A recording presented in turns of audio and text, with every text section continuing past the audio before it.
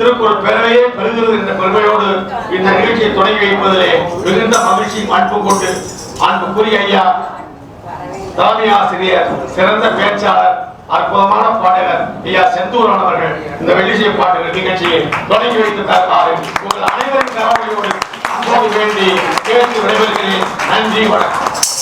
அன்பு பெரியவர்களே, தாய்மார்களே, பேராசிரியர் பெருமக்களே, அம்மா கமலா மொழிமொழியன் அவர்களே, உங்கள் முன்னால் இந்த வில்லிசையை சமர்ப்பிப்பதில் நாங்கள் எல்லாம் பெருமைப்படுகிறோம். அரை நூற்றாண்டுக்கு பிறகு இந்த வில்லிசை இந்த மன்றத்திலே அரங்கேறுகிறது. 50 ஆண்டு காலம் இந்த வில்லிசை தூங்கி கொண்டிருந்தது என்று சொன்னாலும் கூட அது மிகையாகாது.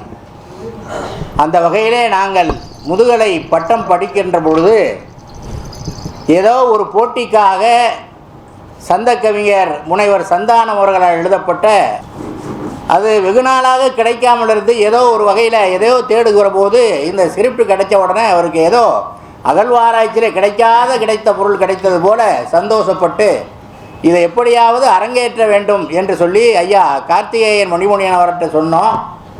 அதற்கு என்ன, நம்முடைய திருக்குறள் செம்மல் மணிமொழியனார் அவர்களை போற்றும் கலை இலக்கிய பெருவிழா நடக்கிறது, அது சிலப்பதிகார விழாவாக நடக்கிற காரணத்தினால இந்த சிலப்பதிகார வில்லிசையையும் அங்கே அரங்கேற்றி விடலாம் என்று சொன்னார். அவருக்கு எங்களுடைய குழுவின் சார்பில் எங்களுடைய நெஞ்சார்ந்த நன்றிகளையும் வணக்கத்தையும் தெரிவித்துக் கொள்கிறோம். வெகு நாளைக்கு இப்போ நாங்கள் ஒரு ப்ரொஃபஷனல் வில்லிசை கலைஞர்கள் கிடையாது. அதனால் ஏதாவது குற்றங்குறை இருந்தால் நீங்கள் பொறுத்தருள வேணும். இந்த வில்லிசை அரங்கேற்றத்திற்கு முழுமுதற் காரணமாக இருந்த அருமை சகோதரர் அசோக்ராஜ் அவர்களை எவ்வளவு பாராட்டினாலும் தகும். அவர் தான் இந்த அனுமதியை வாங்கி தந்தார். ஒரு மனிதன் எல்லோருக்கும் நல்லவராக இருக்கிறதுங்கிறது ரொம்ப சிரமம். அப்படிப்பட்ட அற்புதமான மனிதர் நம்முடைய மணிமொழியனார் அவர்கள். சங்க இலக்கியத்தில் ஒரு பாடல் உண்டு. ஆதனுங்கன் என்ற மன்னனை கள்ளில் ஆத்திரையனார் என்பவர் பாடுவார்.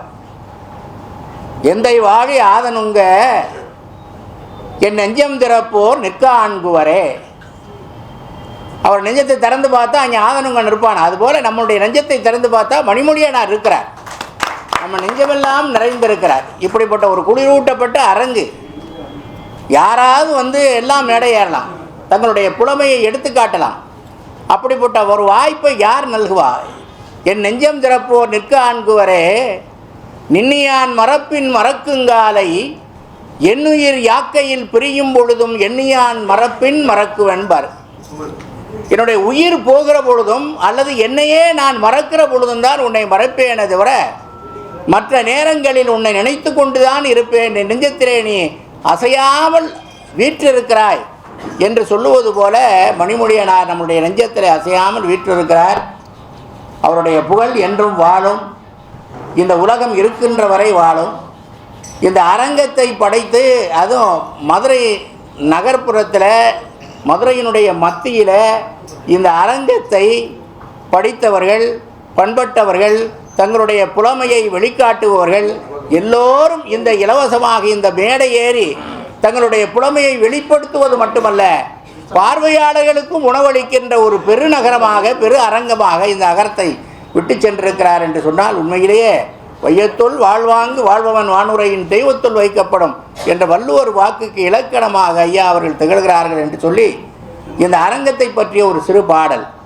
நீராறும் கடலொடுத்த நிலமகளின் முகம் போல சீரோடும் விளங்குகின்ற தென்மதுரை மத்தியிலே, நீராறும் கடலொடுத்த நிலமகளின் முகம் போல சீரோடும் விளங்குகின்ற தென்மதுரை மத்தியிலே, சிங்கார மாளிகையாய் திகழுகின்ற நகர்மன்றம், சிங்கார மாளிகையாய் திகழுகின்ற நகர்மன்றம், பங்காத புகழ் மதுரை கல்லூரி வளமணையா, மங்காத புகழ் மதுரை கல்லூரி வளமணையா, ஊரறிந்த சான்றோர்கள் ஒன்றாக சேருமிடம், நாடறிந்த பெரியவர்கள் நாடி வந்து கூடுமிடம், உயர் அயர்வானில் பறவையெல்லாம் ஓய்வெடுக்கும் நல்ல இடம். அயர்வரியா தமிழ் செம்மல் அமைத்து வைத்த பூஞ்சோலை. அயர்வரியா திருக்குறள் செம்மல் அமைத்து வைத்த பூஞ்சோலை. அயர்வரியா திருக்குறள் செம்மல் அமைத்து வைத்த பூஞ்சோலை. மதுரை குறிச்சில் மணிமணியனார் வாழ்க. தனிமொழியால் சிறந்து நிற்கும் தமிழறிந்த பண்பாளர். தனிமொழியால் சிறந்து நிற்கும் தமிழறிந்த பண்பாளர். மணிமணியாய் திருக்குறளை வழங்குகின்ற கொடையாளர். மணிமணியாய் திருக்குறளை வழங்குகின்ற கொடையாளர். தனவணிக வரவையெல்லாம் தமிழ் வளர்க்க செலவிடுவார். தனவணிக வரவையெல்லாம் தமிழ் வளர்க்க செலவிடுவார். கனிவுடையார் பணிவுடையார். கனிவுடையார் பணிவுடையார். இனிய தமிழ் மணிமொழியார். கனிவுடையார் பணிவுடையார். இனிய தமிழ் மணிமொழியார். வாழியவே வாழியவே வள்ளல் புகழ் இவ்வுலகில் வாழியவே. வாழியவே வாழியவே வள்ளல் புகழ் இவ்வுலகில் வாழியவே. வாழியவே வாழியவே வள்ளுவம் போல் என்றென்றும் வாழியவே. வாழியவே வாழியவே வள்ளுவம் போல் என்றென்றும் வாழியவே. வாழியவே வாழியவே ஐயா புகழ் வள்ளுவம் போல் வாழியவே. வாழியவே வாழியவே தந்தையை போல் பிள்ளை இங்கே தப்பாமல் வந்ததம்மா. முந்தையவர் தந்த புகழ் மும்மடங்காய் பெருகுதம்மா. சேர்த்த புகழ் கீர்த்தி எல்லாம் செம்மலவர் வழியினிலே காத்து வளர்க்கின்ற கார்த்திகேயனார் வாழ்க. வாழியவே என்றும் வாழியவே வையகமெல்லாம் புகழ் வாழியவே.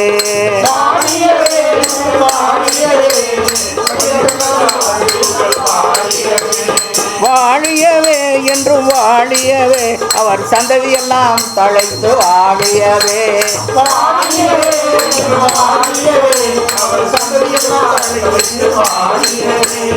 வாழியவே வாழியவே அவர் சந்ததியெல்லாம் தழைத்து வாழியவே.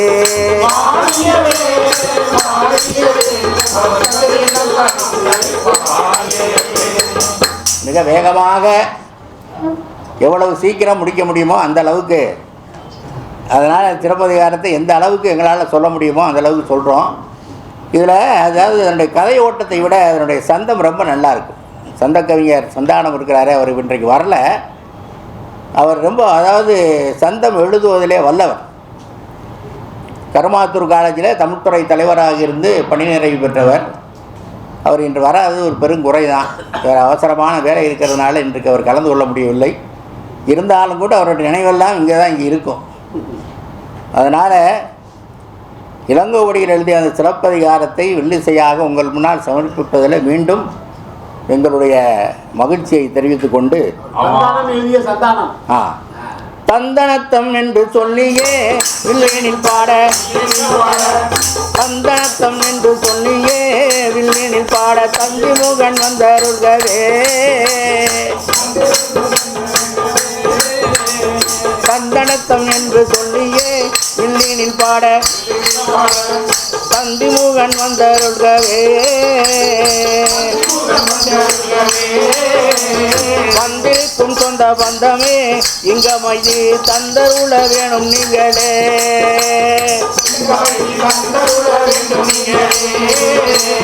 தந்தமுடன் நாங்கள் பாடவே ஒத்துழைப்பு தந்தருள வேணும் நீங்களே. செந்தமிழை பாட பாடவே செவியில் இன்பம் தேன்வாயும் வந்தமர்கவே. அந்த வரை கேட்டிருக்கணும், அதிலும் நீங்க ஆர்வமுடன் ஒத்துழைக்கணும். அந்த வரை கேட்டிருக்கணும், அதிலும் நீங்க ஆர்வமுடன் ஒத்துழைக்கணும்.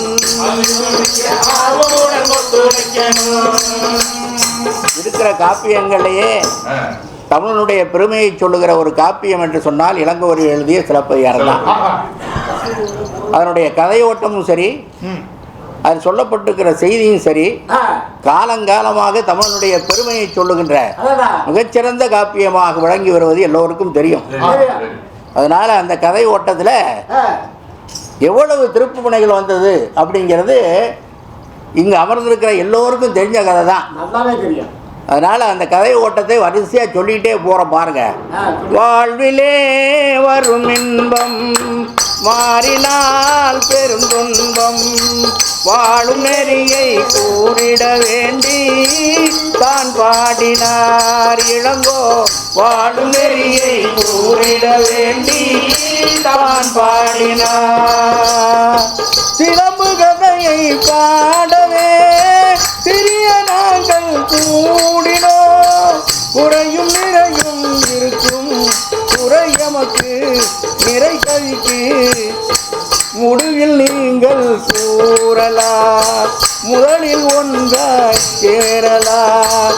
வீர கண்ணகி கதையினை சொல்வோம் நீர் கேட்கலாம். இப்போ வீர கண்ணகி கதையினை இங்கே நீர் கேட்கலாம். இப்படித்தானே கிட்டத்தட்ட 2000 ஆண்டுகளுக்கு முன்னால் காவிரியும் வங்கக்கடலும் கடக்கும் இடத்திலே ஒட்டி பட்டினம், அதன் பெயர் காவிரி பூம்பட்டினம். அட இல்லடா வண்டூகம், காவிரி பூம்பட்டினம் பெரிய ஊர், கொட்டி கிடந்தாலும் எட்டி எடுக்காத ஊர், வறுமையே இல்லாத ஊர்.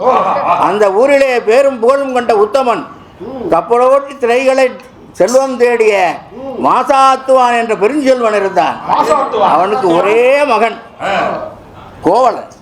வந்தேய்த்த புகழினான் மதிமுட மழவார்த்தம் வந்தேய்த்த மொழியினார் ஆயத்து பாராட்டி கண்டுமேத்தும் செவ்வேலன்று இசை போக்கி கொண்டுமேத்தும் கிழமையான் கோவலன் என்பான் மன்னோ என்று இளங்கோவடிகள் கோவலனை அறிமுகப்படுத்துகிறார். அதே போல மாநாயகன் என்ற செல்வந்தனுக்கு ஒரே மகன், சரியா, மாதர்குட மாணிக்கம். போதிலார் திருவினால் புகழுடை வடிவு என்றும் தீதிலா வடமீனின் திறமவள் திறவென்றும் மாதரார் தொழுது ஏத்த வயங்குய பெருங்குணத்து காதலால் பெயர் வண்ணம் கண்ணகி என்பால் வண்ணோ என்று காப்பிய தலைவியாகிய கண்ணகியை இளங்கோவடிகள் அறிமுகப்படுத்துகிறார்.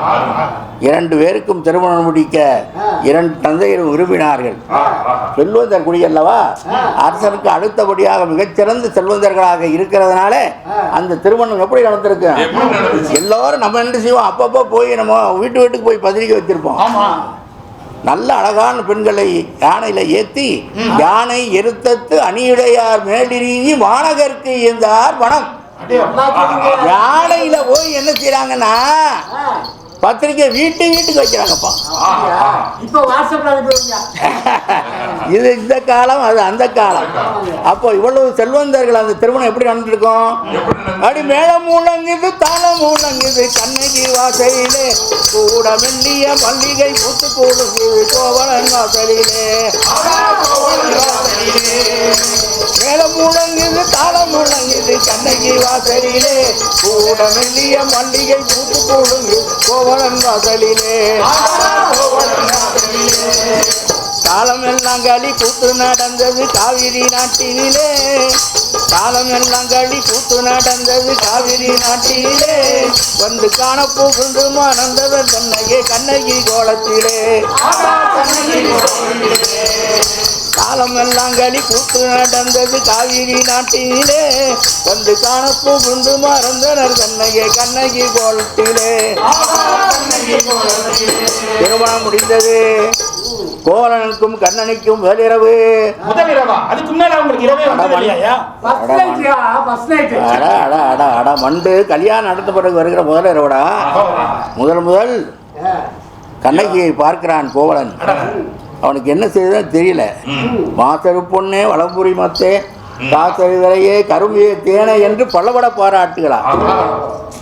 அன்றுதானே அவர்களுக்கு முதல் சந்திப்பு. அந்த ஆனந்த நிலையை கேளுங்கள். நல்ல பாம்பு ரெண்டு ஒன்னை ஒன்று கட்டிக்கிட்டு நல்லது போல நடந்தார்.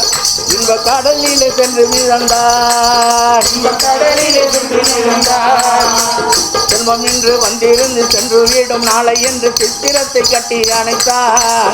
அன்பு பத்தினியை ஒட்டி இணைத்தார். அன்புடைய கண்ணகியும் பண்புடைய கோவலனும் ஆண்டு சீர வாழ்ந்து சிறந்தார். காலம் தாண்டுவதை கூட மறந்தார். விதி வேண்டுவதை யாரன் அறிந்தார். விதி வேண்டுவதை யாரன் அறிந்தார்.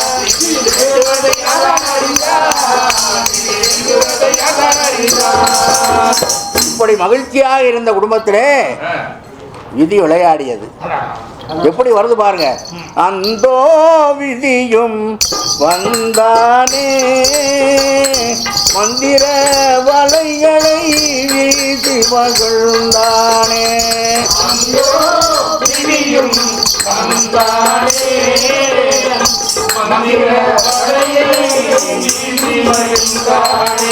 அரசவையிலே ஒரு நடன அரங்கேற்றம்.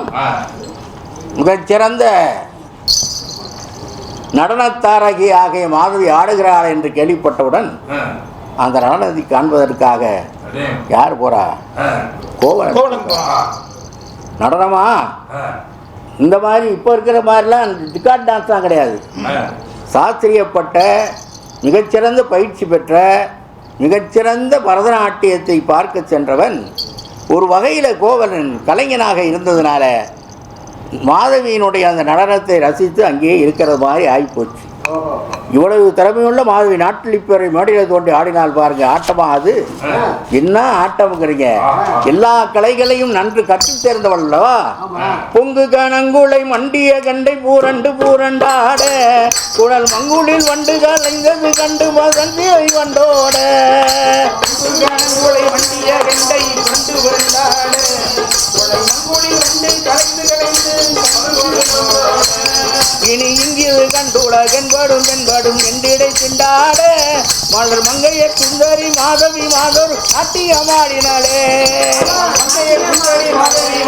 அங்கு தங்கிய கோவலன் அங்கு தங்கிய கோவலன் அங்கு தங்கிய கோவலன் நங்கையின் காதலில் தன்னை மறந்தனே தன் வீட்டை மறந்தனே.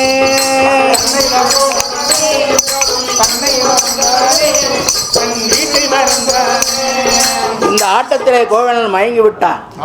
மாதவியே தஞ்சம் என்று விடுதலறியா விருப்பத்தினால் கண்ணகி அடியோடு மறந்து அங்கேயே தங்கிவிட்டானா. இங்கேயும் விதி விளையாடியது. கோவலன் இறக்கும் போது பலர் முன்னால் ஆடுவது கோவலனுக்கு பிடிக்கவில்லை.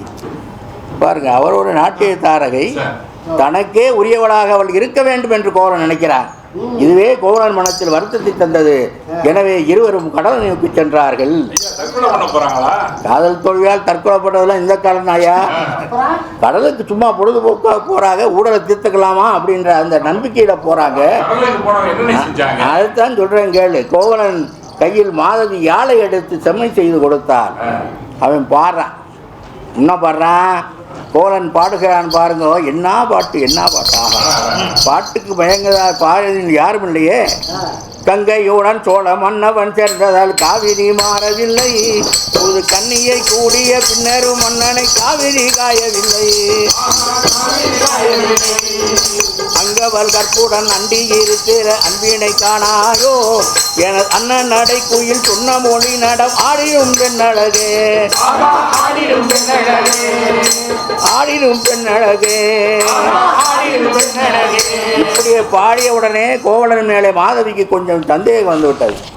அவன் யாரோ ஒரு பெண்ணோடு தொடர்பு இருப்பது போல விளையாட்டாத்தான் பாடினான். அதை சீரியஸாக அந்த அம்மா எடுத்துக்கிடுச்சு. உடனே அது என்ன பண்ணிச்சு? எதிர்பார்த்து பாடுச்சு. என்ன, தான் ஒரு ஆடவன் மீது காதல் கொண்டது போல ஒரு பாட ஆரம்பிச்சு பாருங்க. அதை தாண்டா மாதவி என்னென்ன பண்ணா? ஓடும் நதி இரண்டும் ஒன்றாய் இருப்பதனை பாடும் கவி கரச கேளும் பொன்னி வாடும் தனக்குள்ளதனாலும்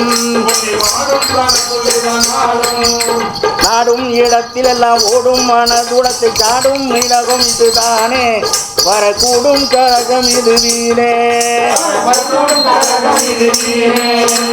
இப்படி பாடிய பிறகு கோவலன் மாதவியை விட்டு போய்விட்டான். மாதவி தூதம் அனுப்பிவிட்டால் ஆனாலும் ஒன்று வரவில்லை.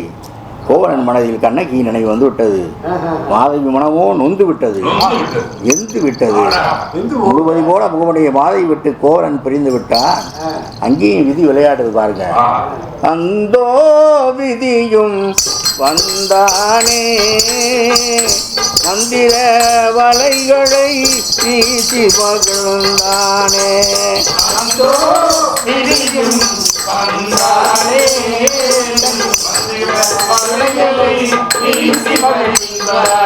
இப்படியாக மாதவியை பிரிந்து வந்த கோவலன் தவனுக்கு வருந்தினான்.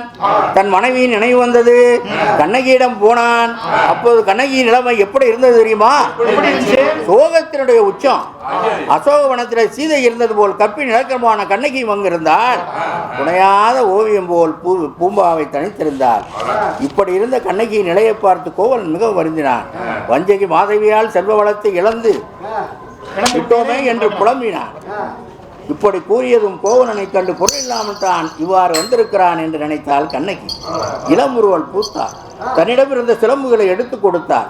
இதை கொண்டு கோவலன் மேலும் மனம் விரும்பினான். இவளுக்கு இவ்வளவு பொறுமையா என்று வியந்தான்.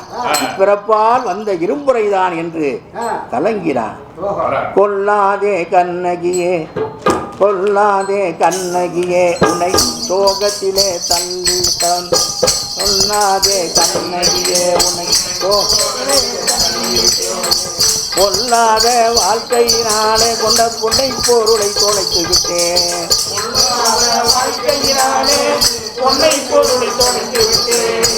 கொள்வாய் சீரம் பெற கந்தாய், இதை கொண்டு தொலைத்த பொருளை கேட்பேன்.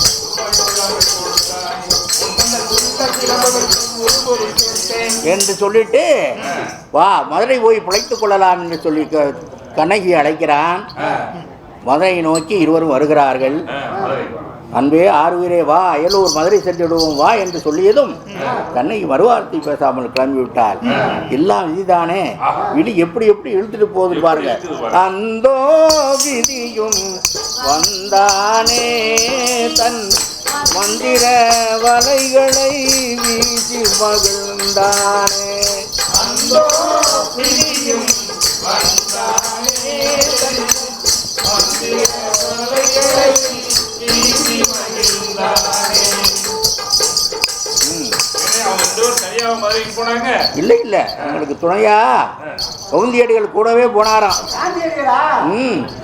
கூட மண்டு காது காதுனா லேது லேதுப்ப. காந்தியடிகள் இல்லையடா, கவுந்தியடிகள். கவுந்தியடிகள் அவர்களோட பெண் துறவி. சொல்றேன் கேளு, சும்மா தொணன்னு பேசாத. மதுரை வரைக்கும் பத்திரமா கொண்டு வந்து சேர்த்தாங்க. அவங்க போன வழி ரொம்ப கடுமையானது, கொடுமையானது. தீ மாதிரி வெயில் மேல, கூர்மையான கல்லும் முள்ளும் கீழே, பாதையோ ரொம்ப மோசம். இருக்கு இருக்கு இருக்கு. அப்போ அது வரைக்கும் மண்மகள் அறியாத பாதத்தை உடையவனாக கண்ணகி பாதம் கல்லையும் முள்ளையும் பற்றி எவ்வளவு துன்பப்படுதுன்னு பாடுறாரு பாருங்க. மண்மகள் அறியா மெல்லிய தீரடி முள்ளில் நடந்ததம்மா, குத்தும் கல்லில் நடந்ததம்மா. பெண்மகள் கண்ணகி துன்புறும் வாழ்க்கையை ஊரே அறிந்ததம்மா, கண்ணில் நீரே வழிந்ததம்மா. முடிச்சிருவோம். கல்வடியும் புது தோலையும் பூக்களும் கண்ணீர் சிந்துதம்மா, துன்ப கண்ணீர் முந்துதம்மா. வள்ளுவன் பாடிய இல்லறத்தில் பெரும் இன்னல் விளைந்ததம்மா, இன்னல் விளைந்த கோட்டையில் ஆடிய கொடிகளெல்லாம் கை காட்டி தடுத்ததம்மா காட்டி வதைத்ததம்மா. மதுரை கோட்டையில் ஆடிய கொடிகளெல்லாம் கை காட்டி தடுத்ததம்மா காட்டி வதைத்ததம்மா.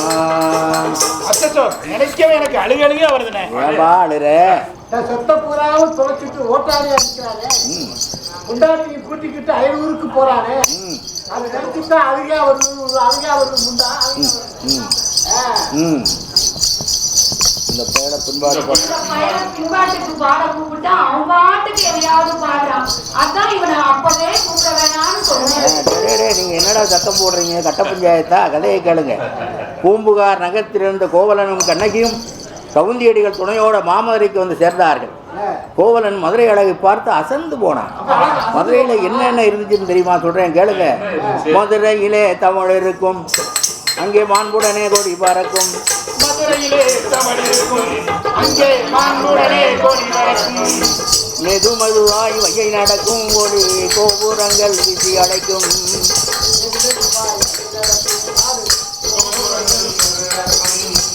ஆடல் பாடல்களும் நடக்கும், நல்ல ஆன்றோரின் பட்டில் மட்டும் நடக்கும்.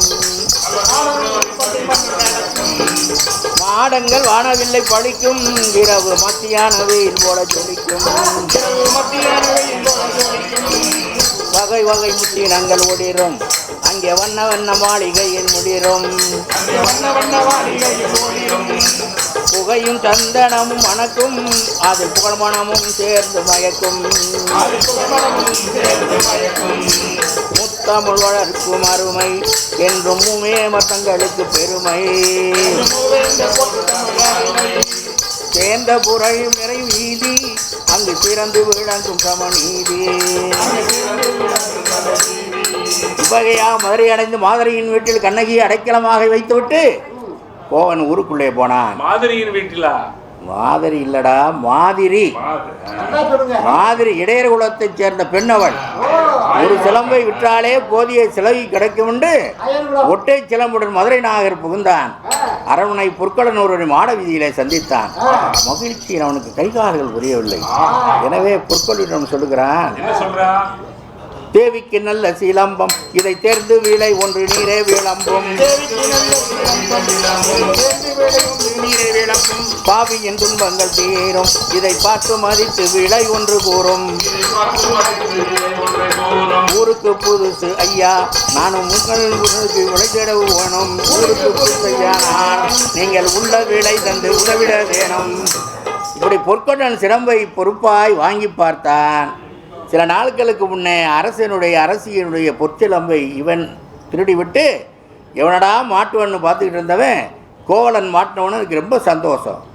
அரசனிடம் இதை கொடுத்து கோவலனை குற்றவாளி ஆக்கிவிட்டு தான் தப்பித்து கொள்ள முடிவு செய்தான். அந்தோ விதியும் வந்தானே, மந்திர வலைகளை வீசி மகிழ்ந்தானே. அந்தோ விதியும் வந்தானே, மந்திர வலைகளை வீசி மகிழ்ந்தானே. பொற்கொள்ளன் எப்படி கோவலனை மடக்கி பிடிச்சான்? இவனுக்கு இது மாதிரியான விஷயத்தை தெரிஞ்சுக்க ரொம்ப பிரியம். அடே சும்மா இருங்கடா, இந்த பொற்கொள்ளன் வீசிய சொல்லம்பு இருக்கே ரொம்ப கூர்மையானது. அவனுக்கு ரொம்ப மகிழ்ச்சியில் பாருங்க, நகையெல்லாம் செய்திடுவேன், நான் நல்ல பெயர் வாங்கிடுவேன். இதை போல சிலம்புகளை நான் எத்தனையோ பார்த்திருக்கேன். ஆனாலும் மன்னனிடம் நான் அறிந்து வந்து சொல்லுகிறேன். போனாலும் வந்திடுவேன், நீ பொறுத்திருப்பாய் நாளை வரை. இப்படி சொல்ல சென்ற கொல்லன் கொற்றவனை சந்தித்தான். அங்கே பொற்கொள்ளன் கதையை மாற்றி சொல்லுகிறான்.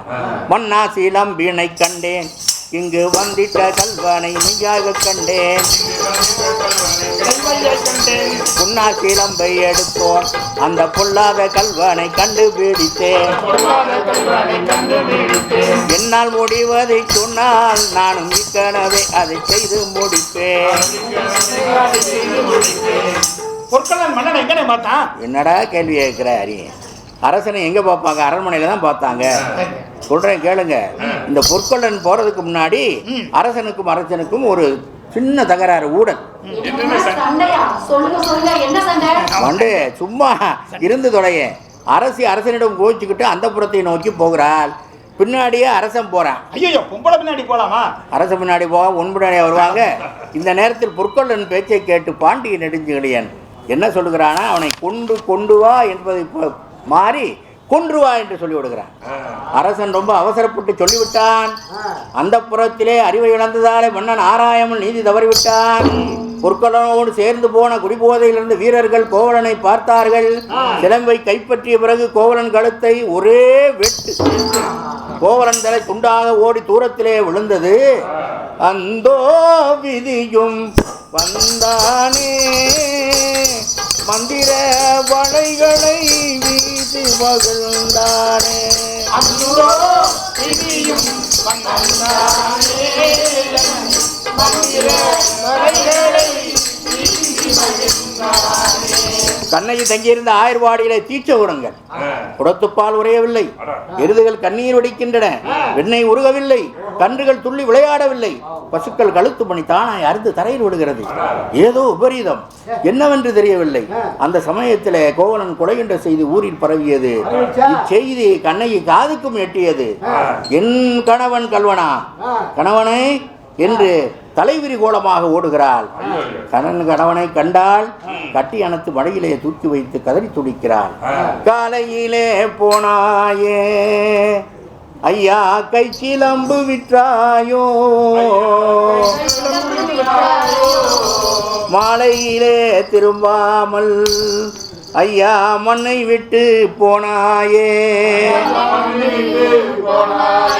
சொல்லாமல் சொல்லி என்னை துடிக்க விட்டு போனாயே, நல்ல மனம் திருந்திய பின்னான் நாதியத்து போனேனே. தெய்வமே சான்றோரே என்னை திரும்பித்தான் பார்ப்பீரோ, ஐயோ மதுரையிலே இந்த அநியாயம் நடக்கிறதே. இப்படி புலம்பி தவித்தால் கண்ணகி என்னென்ன ஆனா உடன்கட்டை ஏறிட்டாளா? உடன்கட்டையா? அவையதுக்கு உடன்கட்டையாரா?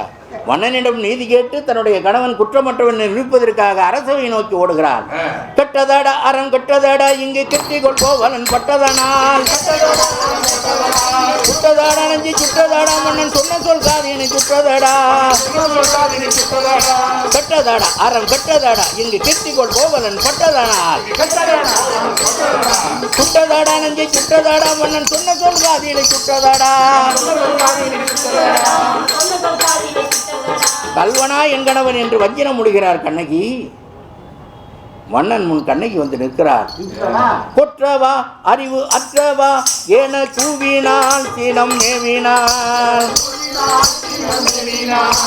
குற்றம் புரிந்திட்ட கொற்றவா அறிவு அற்றவா எதிர் நிற்கவா, குற்றமணி திரள் என் சிலம்பில் உள்ள உன் சிலம்பில் உள்ளதென்னவோ,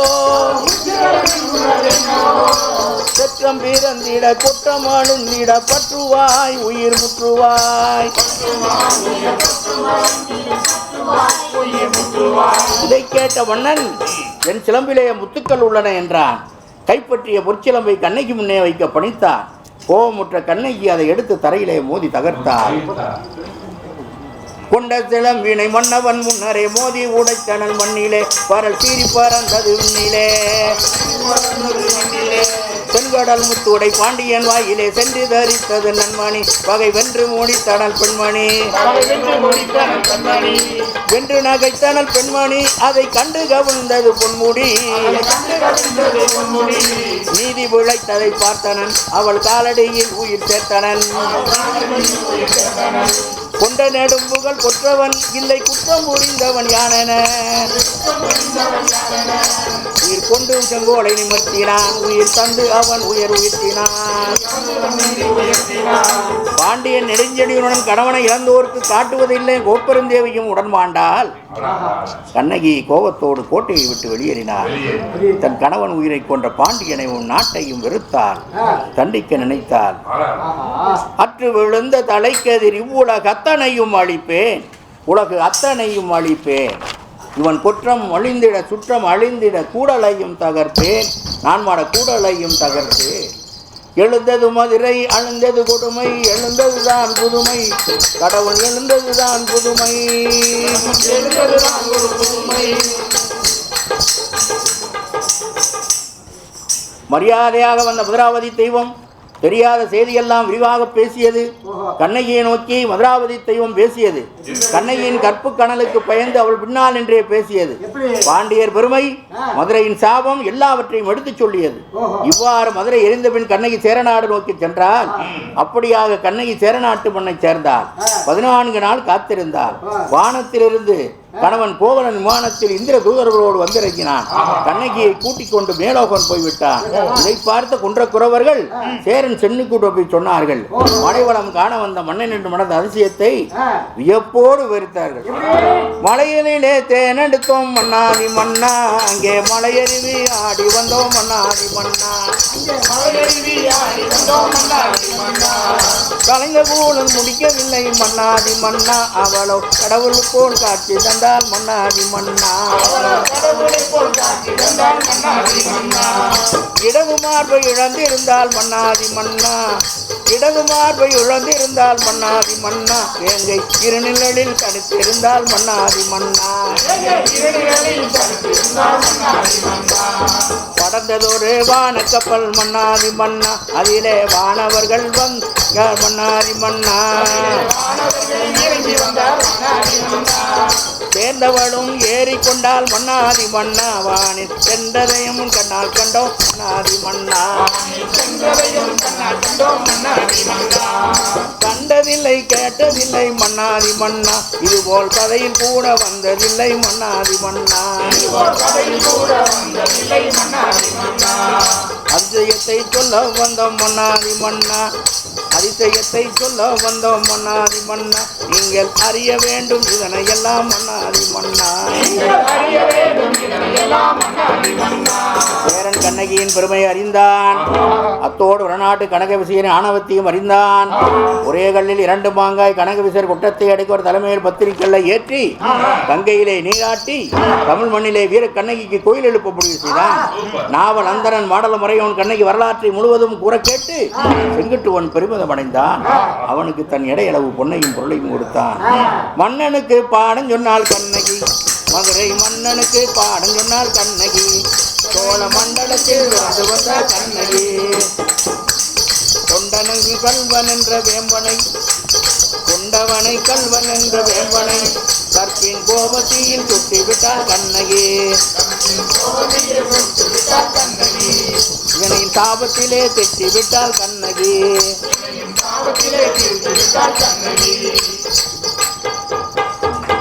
இப்படி இமயத்திலே சென்று வில் மீன் புலி என்னும் 3ஐயுமே பொறித்தான்.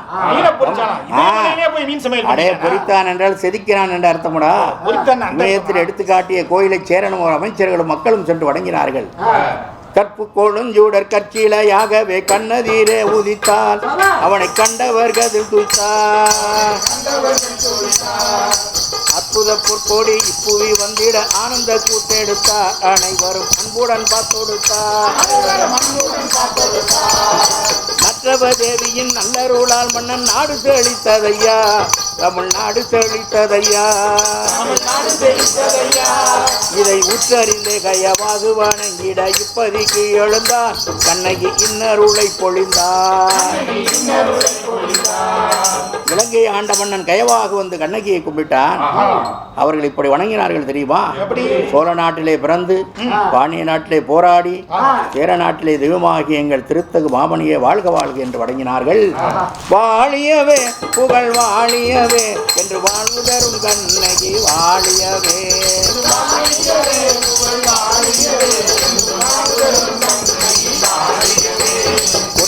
வாழியாய் நம் தமிழர் வாழியவே உன் ஊர்புகள கீர்த்திகள வாழியவே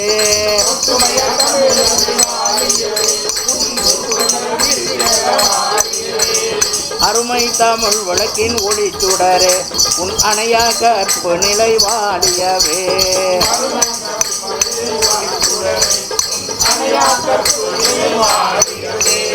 மறுமையில் தெய்வமன வாழ்வு தரும் நீ மண்மேல் புகழ் விளங்க வாழியவே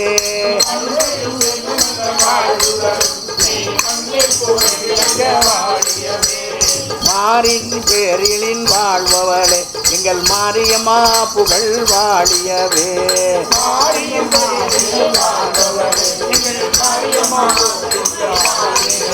உன் மகன் தரும் வணக்கத்தை ஏற்றிடம்மா எங்கள் மழை தரும் தெய்வம் நீ வாழியவே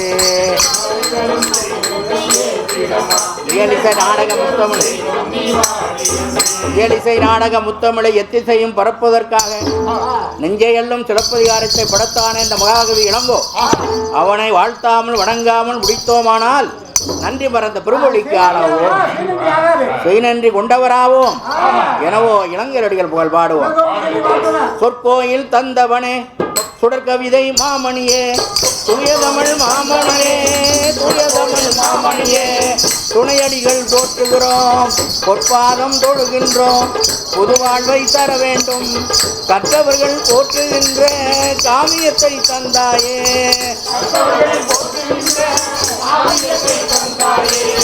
முத்தமிழின் வித்தகனே மூவேந்தர் தவப்பயனே எத்திசையும் நின்றவளை என்றென்றும் ஏற்றிடுவோம்.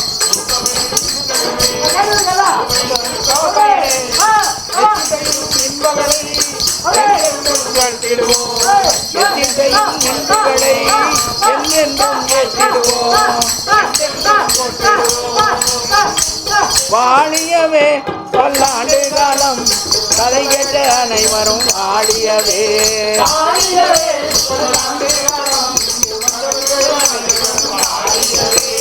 வாழியவே பல்லாண்டு காலம் சிலம்பு கதை கேட்ட அனைவரும் வாழியவே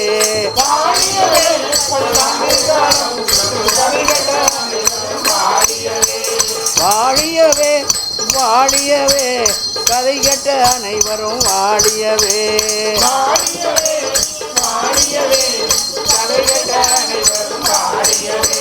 வாழிய வாழிய வாழிய வாழிய வாழிய வாழியவே வாழிய வாழிய வாழிய வாழிய வாழிய வாழியவே வாழிய வாழிய வாழிய வாழிய வாழிய வாழியவே. நன்றி, வணக்கம்.